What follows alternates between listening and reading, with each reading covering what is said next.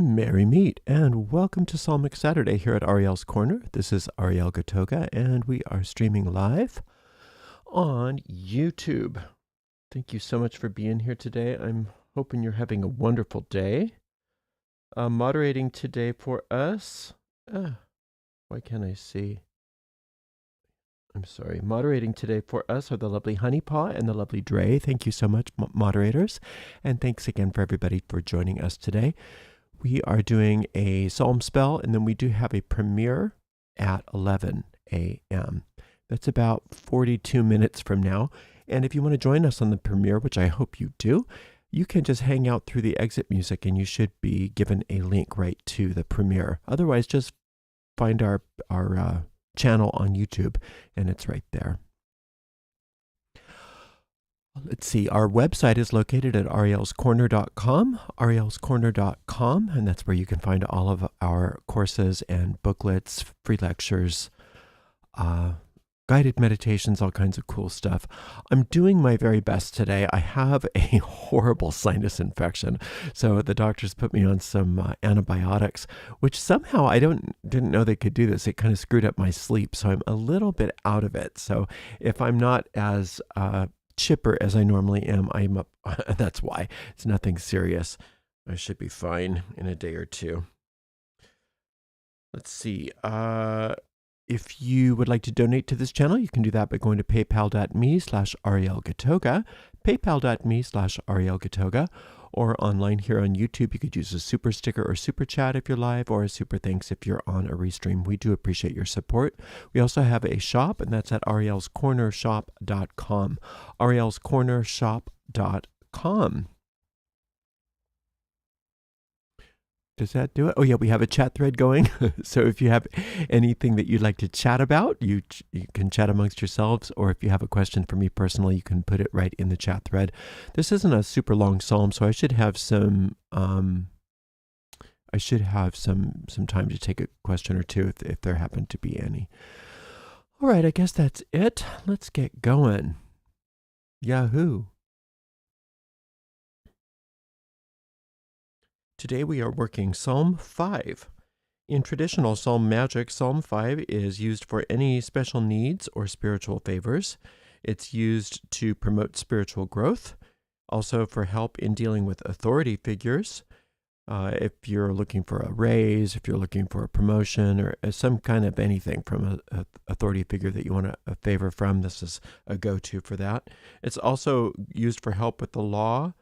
And it's used for help in passing exams. So for those of you that are in college or high school that want to pass an exam, it's not intended to be used in place of studying, but it's to help augment all of the hard studying that you're doing. It's also used for help in business in general. So there's so many things that this is good for. And today I would like to use Psalm 5 to banish any kind of, what was the word I wanted? My brain just screwed up on me. I told you this was a possibility today.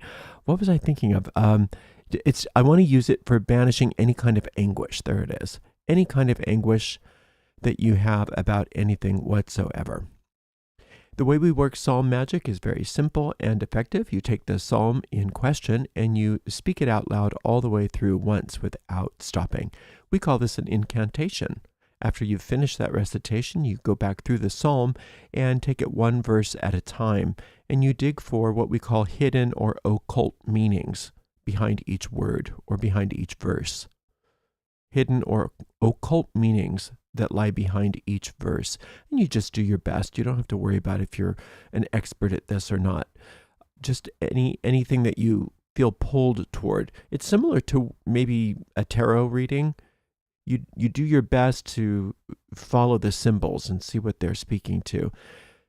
You also apply what you find there to whatever the situation is that you brought to the psalm. And by doing all of this, what you're actually doing is taking all of those magic seeds that lie within the psalm that you're uncovering and planting them in the depths of your mind where they take root, they grow, they blossom forth, and they bear fruit after their kind. And oh boy, did I forget my rosary music is on. Yes, I did. Hold on just a moment. There we go. And that is exactly what we are going to do together right now, you and I, with Psalm number 5.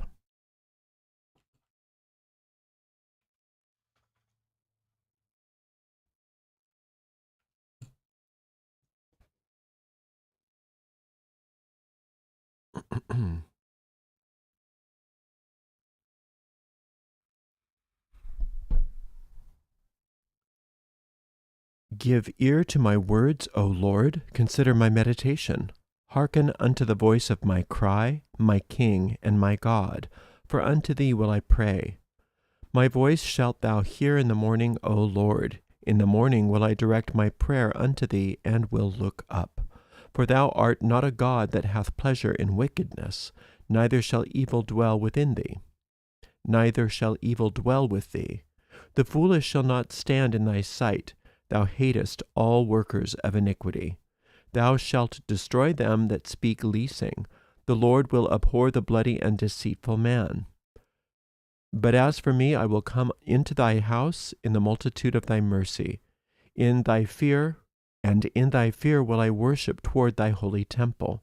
Lead me, O Lord, in thy righteousness because of mine enemies. Make thy way straight before my face. For there is no faithfulness in their mouths. Their inward part is very wickedness. Their throat is an open sepulchre. They flatter with their tongue. Destroy them, O God.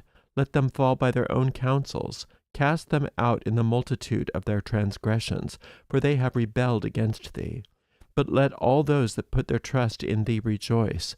Let them ever shout for joy, because thou defendest them. Let them also that love thy name be joyful in thee, for thou, Lord, wilt bless the righteous. With favor wilt thou compass him as with a shield. Okay.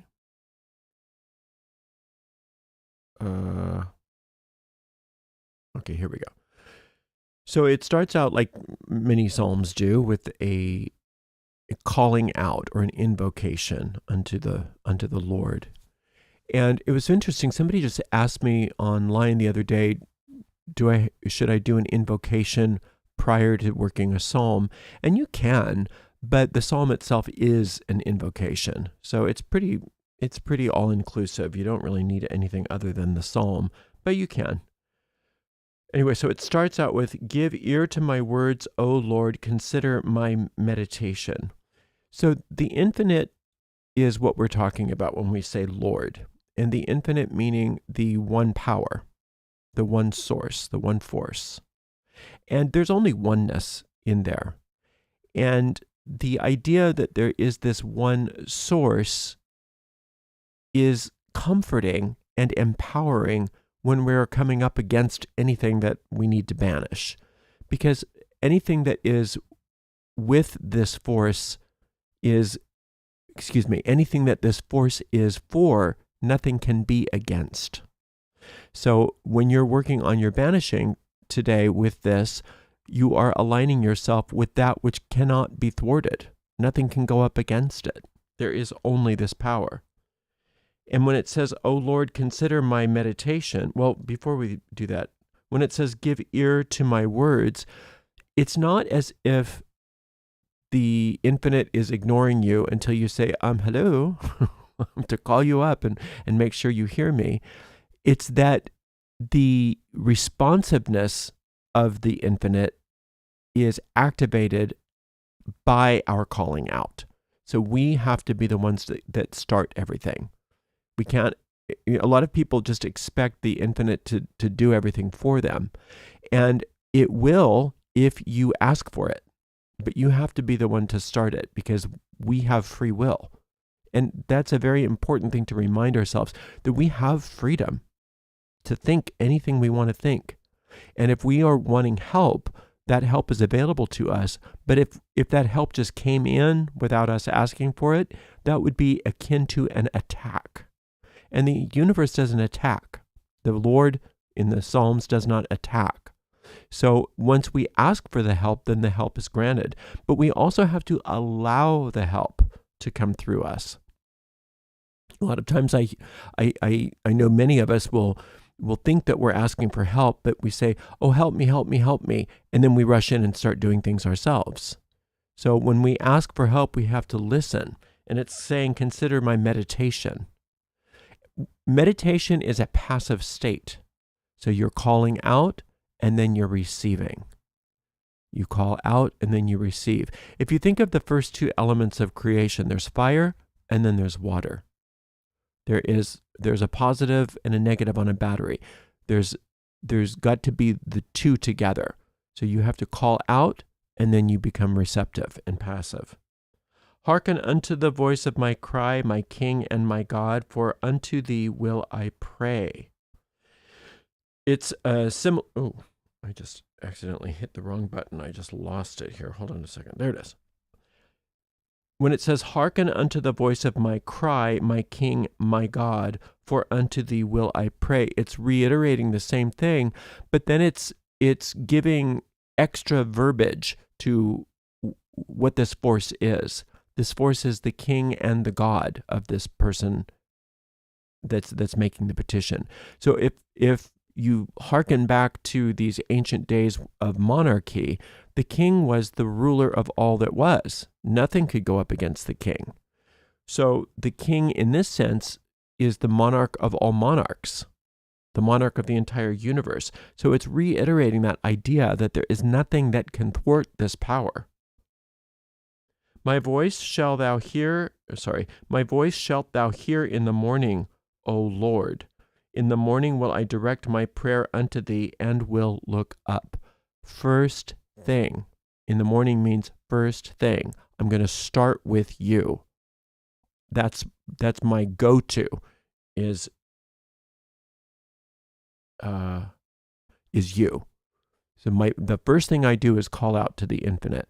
So if you're trying to grapple with this, whatever you're trying to banish yourself and say, well, I'll do a little bit on my own, and then I'll let the infinite have a little bit. And then if that's your idea of what co-creating is, you're in for a disappointment. Because as we said before, you have to do the first step, but then you have to have a hands-off approach. You call out, and then you receive the help. First thing. And then it says, and will look up. That means I'm not going to look down at my problem. I'm not going to try to figure it out myself. I'm not going to feel overwhelmed by the problem anymore. I'm not going to do anything within the mortal realm to try to fix this right now. I'm going to keep my mind and here's my eye looking up, but the inner eye looking up and keeping my focus on the infinite.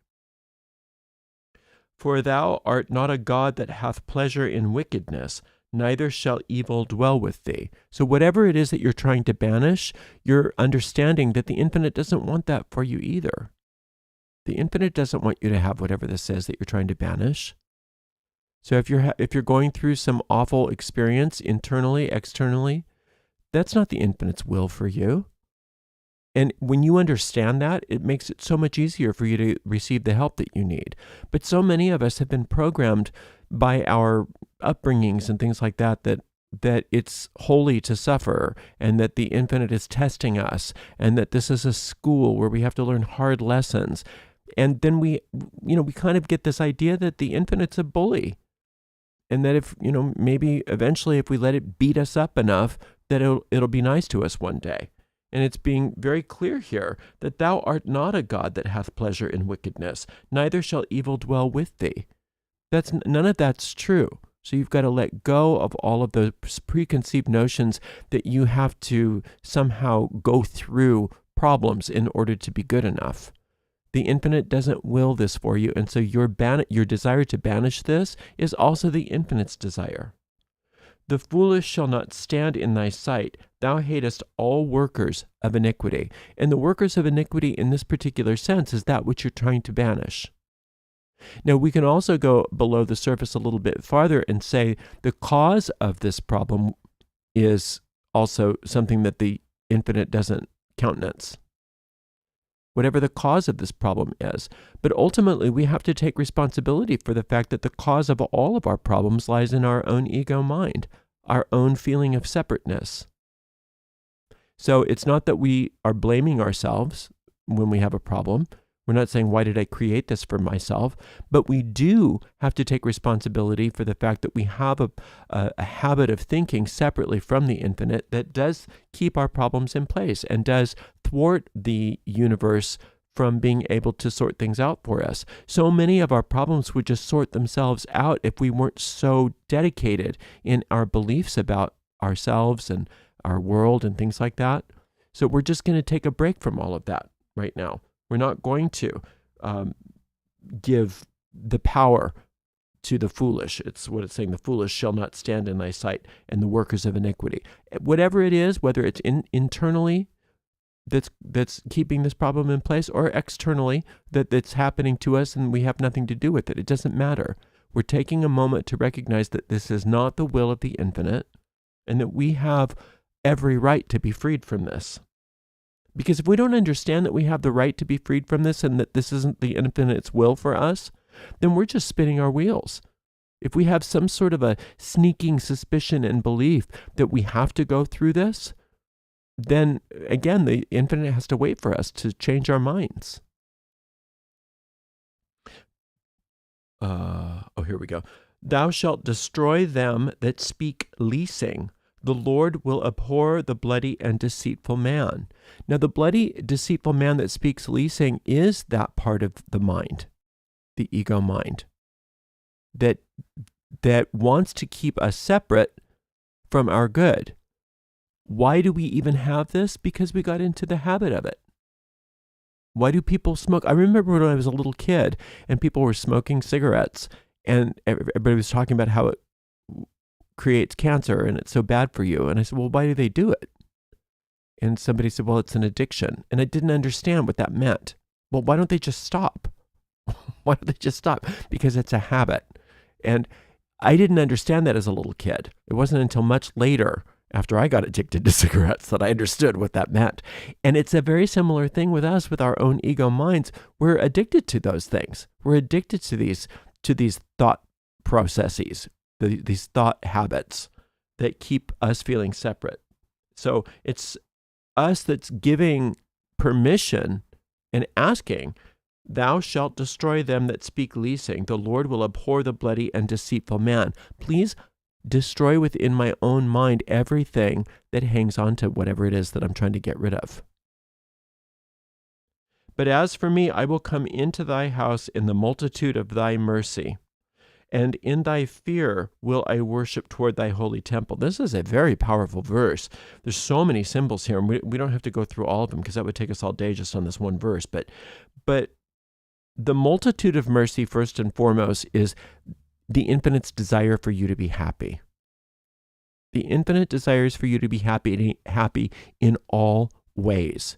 There is nothing about you that the infinite wants to punish, that the infinite doesn't want to just love and create all happiness, all good things for, to make sure that all of your problems are solved, everything that doesn't work for you is released, everything that does work for you comes in, and that you be happy. That's 100% of what the infinite's will for you is. That's the multitude of thy mercy. And the multitude means that there is no end to all of the goodness that the infinite wants for you. I don't want to digress too much, but somehow, I don't know how I got, maybe just because I do Psalms or something, but something came up on my YouTube feed of some preacher saying one of the biggest mistakes that people make is that God has unconditional love for us. I thought, oh dear. And so this whole theology was based on the fact that we have to earn God's love, and that God doesn't love us, and that God is testing us, and that God is a bully, and all of that. And I'm thinking, I'm so removed from all of that. I forgot that people really believe this stuff. I forgot that people really believe that infinite love wants to destroy us. Ugh. Anyway, that's a digression. So, but as for me, I will come into thy house in the multitude of thy mercy. Where is the house of God? It's right within you. It's Zion. in the Psalms. It's the temple in the Psalms. It's that sanctuary that exists right inside you.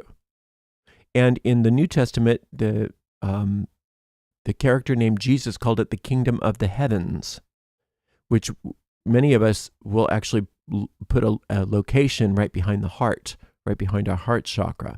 But regardless of all of that, you have constant access to the house of God. You don't have to wait for permission. You don't have to become good enough one day. You don't have to purify yourself. You don't have to get better and better and better, and one day you'll be invited in. You have permission now. You have permission now. I will come into thy house in the multitude of thy mercy, and in thy fear will I worship toward thy holy temple. So to worship means to work for. To fear means to have the experience of ecstasy in the presence of the infinite. So what we're talking about here is, instead of trying to figure out how to fix my problem, I'm going to leave that to the infinite, and I'm going to get busy doing what I'm here to do. And that is worship toward thy holy temple. That can mean so many different things, depending on what your life is all about. How do you know what to do? How do you know what worship looks like? Ask. You ask. Infinite intelligence, where would you have me be? What do you want me to do? What do you want me to say? Where do you want me to go? And when you start thinking in those terms, in the moment, are you worrying about this problem? Are you worrying about what people are thinking about you? Are you upset at what so-and-so said about you? Well, then you're not worshiping toward thy holy temple. You're worshiping something else. You're working towards something else. Instead, you say, okay, well, I see that that's all in my ego mind is tempting me toward that, but instead I'm going to ask the infinite, what do you want me to do? How do you want me to think? Where do you want me to go? And you get very good at listening. You get very good at listening to that inner voice within you, telling you moment by moment by moment where to go, what to do, where to be. And that's how you banish whatever it is that you've come to banish, is by changing your mind and listening to the infinite as to what you should be doing, as to what your where your actions should be placed in order for you to be fulfilling your function here. And remember that your function here, according to this psalm, is to be happy, is to receive all the blessings, to receive all the multitude of mercy in the house of God, worshiping toward thy holy temple. Lead me, O Lord, in thy righteousness because of mine enemies. Make thy way straight before my face. Okay, the enemies here are whatever it is that you're trying to banish, whatever the problem is, whatever you've come to banish. So to lead me in thy righteousness because of mine enemies. So when it says because of mine enemies, think of it as instead of mine enemies. Since I'm going through this problem that I want to banish, tell me what to do instead. Because what I'm doing isn't working. If all I had to do was worry about this, the problem would have been solved already. So my worrying about it isn't working. My trying to fix it isn't working, or I wouldn't have come to this psalm. So obviously what I'm doing about it isn't working. You show me instead. You do you. And show me how to do me. Make thy way straight before my face, meaning show me step by step by step what to do. Lead me where you would have me be. And remember, again, we've talked about this before from that previous verse, having trust that the infinite's leading you toward your happiness. The infinite's not going to lead you on a path of testing, of torture in order to prove your worthiness. The infinite's wanting to lead you on a path of joy, on a path of happiness, or what it's calling here, multitude of mercies. For there is no faithfulness in their... Oh, did I do it? Yeah. For there is no faithfulness in their mouth. Their inward part is very wickedness. We're just being very clear about whatever this problem is here. I can't,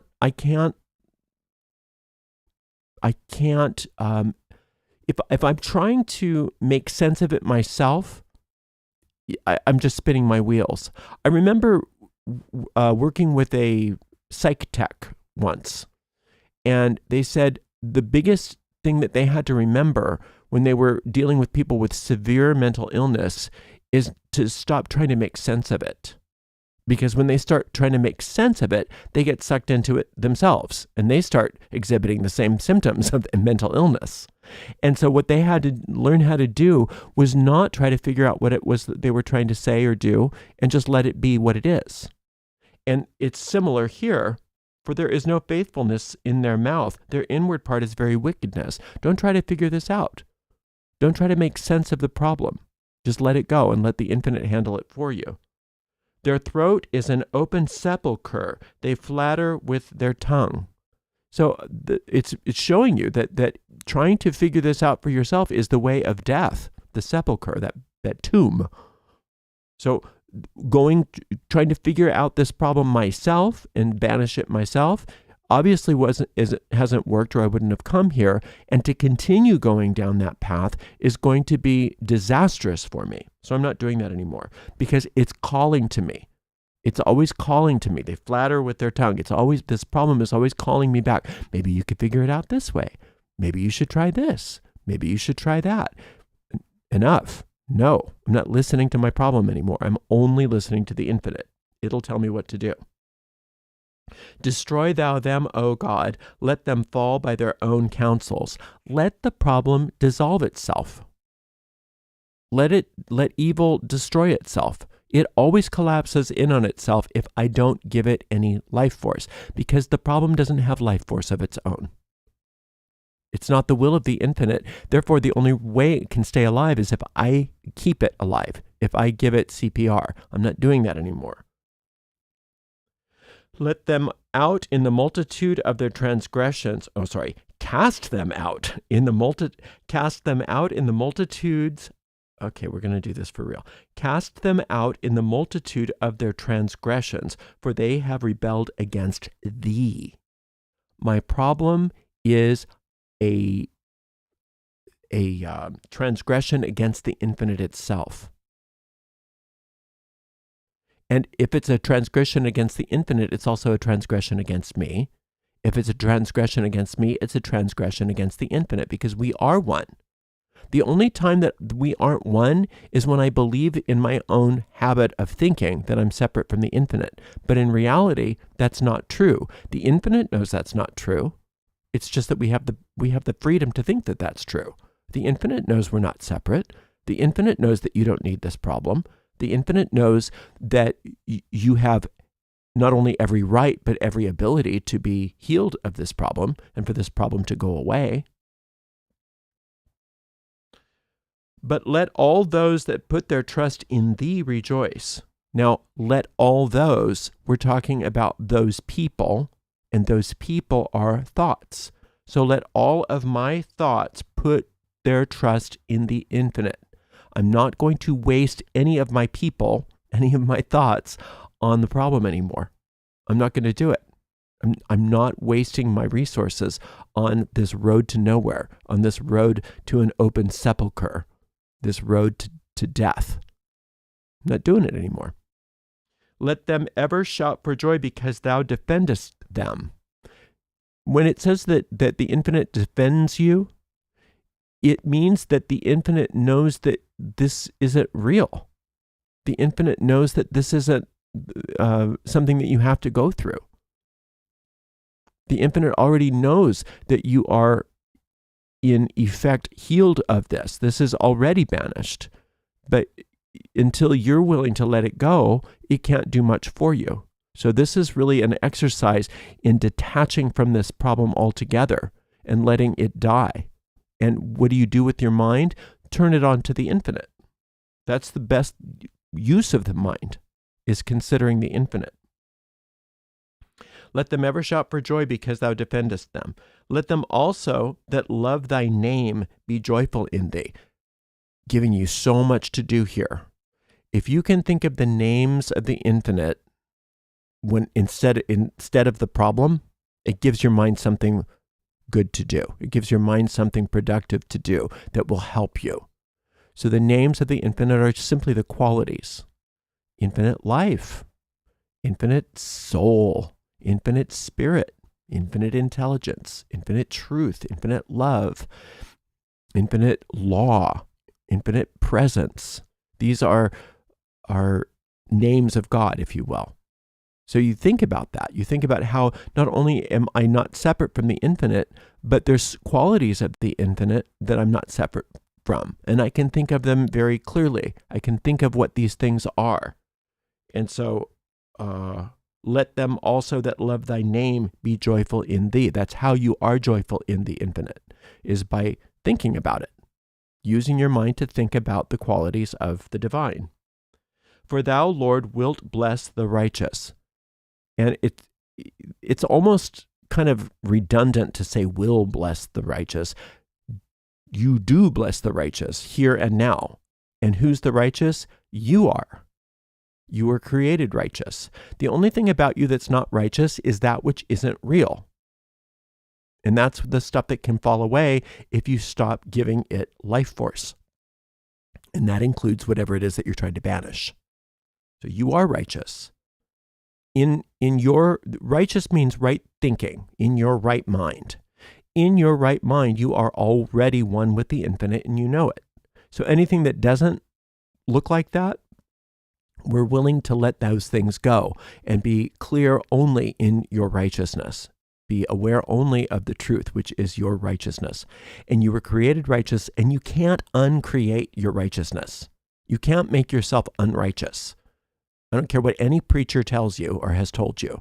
I'm sorry that a preacher might have told you that at one point. It's not God's fault. It's not God's fault that your preacher was a jerk. Okay, that's not coming from the infinite. The truth is that you were created perfect, you'll remain perfect, and you can't unperfect yourself. But you can think you're imperfect. And you can use your mind to think thoughts separate from the infinite. And that's what our world has trained us to do. And it's up to us to disentangle our thinking, our habit, from our habit of thought from that matrix, and simply turn it back to the infinite and know that we are righteous. With favor wilt thou compass him as with a shield. You have nothing to fear. You have nothing to fear. The only thing that has anything to fear is your problem. Your problem's going away. In fact, in the infinite's perspective, your problem never existed in the first place. So all that's really happening is you shifting your consciousness to the truth, and then the truth will reveal itself through the divine law of cause and effect in your physical reality. And this problem will banish in the physical just as a matter of due course. But your job is to banish it in your mind, meaning turn away from it and think only of the infinite instead. So you just keep coming back to this very powerful psalm over and over again. Just once a day is fine, until you get a sense of peace, until you get a sense of certainty that this is done. And when you get that, I feel it like a little click. And when I feel that click, I know, oh, this is cast. I don't have to do this anymore. And when I get that sense of peace and certainty, and I know that my spell is cast, I forget all about it, and I move on to something else. Thank you so much for being with me today. Until next time, blessed be. Well, I made it through there. Okay, let's see. What are your thoughts about basing an important decision on a tarot reading? Well, it depends on who's giving you the reading. And it depends on what the reading is. If you're giving yourself the reading and you understand what the tarot cards are trying to tell you, it's a wonderful thing. It's a wonderful thing to use the tarot cards as a tool to get that wisdom from the infinite. But if there's a fear-mongering tarot reader that calls themselves a psychic, that's not good. And there's a lot of those out there. So you got to be careful where you're getting your data from. But if you're learning how to use the tarot yourself, you'll know that that you gave yourself a correct reading if you have a sense of, okay, even if the problem comes up in the tarot reading, if you get a sense of a solution, because a good tarot reading will always give you a solution. It's never just going to leave you with the bad news. It's always going to give you a solution. How did you come out and heal the teachings of church that make God, a father punishing his children and rebuking and condemning, by just recognizing that they were incorrect, by just recognizing it, by just understanding. I just take it and I just think it through logically. How can a loving, infinite creator be anything other than loving and infinite? And if they're loving and infinite, they want me to be as happy as can be. I mean, if I had a child that, even if they were misbehaving or weren't happy, I wouldn't be happy until they were happy. And I'm mortal in this world. My mind is not completely healed. So if I can have that, then the perfect creator wants only good for me. I just reason it out in my own mind. And I recognize that the infinite exists in that sanctuary. And that sanctuary is a place of peace. And so, you can prove it to yourself by relaxing your body. If you close your eyes and you find a place of tension in your body and you relax it, that is everything that was standing in the way of you being at one with your creator. So as the more I can relax, the more I'm allowing that realization of peace to permeate my mind, and that peace is my relationship with the creator. So, it's just for me, it's just a realization of truth. It's just a realization of truth. And it's so sad how people take religion and use it against children and adults too. But that started way back in the day when, they wanted to control the masses. And a great way to do that is by making them afraid that the infinite's going to throw them in hell or something. It's some nonsense. Besides Psalm 119, same to work on climbing Sephiroth, moon to sun. Are there other psalms I can meditate on? I'm not really sure what you're asking here. You wanting to climb from the moon to the sun. I guess so. You're talking about that path, doing path working on that. If you look in my handout for path working, I give other psalms for each path, not just 119. So I do give other suggested psalms. I think that's what you're asking. So if you look at that handout, you can see some other suggested psalms that work. But remember that in Psalm Magic, any psalm can be used for anything. It'll get you there, whatever it is. No matter what your goal is, it'll get you there. It may be somewhat circuitous. It may not be the most direct path. You may take quite the scenic route, but it will get you there. So you never have to worry about choosing the wrong psalm in Psalm Magic. Everything always in the Psalms gets you to the resolution of whatever your problem is or your goal. All right, wonderful. Oh, don't miss this one, Ariel. Do you offer tarot reading or recommend them? Do I offer tarot readings or recommend them? I sometimes will offer tarot readings, usually once a year if I have time. Usually it's around the end of the year, around the holidays when I'm not so busy. Sometimes I will. And I used to do online tarot readings on my tarot channel, but I just don't have time right now. We may start that up again. So I can't really recommend it, but you can learn how to read for yourself. I do have a booklet, How to Read the Marseille Tarot, that will show you how. And you could even use it as an oracle when you lay out the cards. If you don't know how to read, you can just look up each card in that book, and it will give you a clue. So, yeah, but I don't right now. Sorry about that. See, did I miss anybody? Okay, I think I got it all. Thanks for the great questions, and thank you so much to the amazing moderators, Honeypot and Dre. And we better get going. We've got very little time, so onward and upward to our premiere. See you over there. Much love and many, many blessings.